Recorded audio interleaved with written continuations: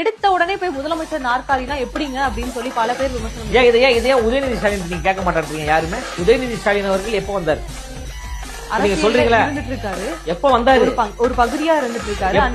எடுத்த உடனே போய் உட்கார்ல. வந்த உடனே இளைஞரணி செயலாளருங்க, உடனே எம்எல்ஏங்க, அப்ப அதுக்கப்புறம் மினிஸ்டருங்க, அதுக்கப்புறம் துணை முதலமைச்சர் விமர்சனம் பண்றோம். இப்ப நாமளும் அதே மாதிரி இருப்போமா? அப்படி கிடையாதுங்க. 28 ஆண்டுகளாக எங்க தலைவர் பொது வாழ்க்கையில் இருக்கிறாங்க. 2008லயே போராட்டம் பண்ணவருங்க, 2011ல போராடியவருங்க.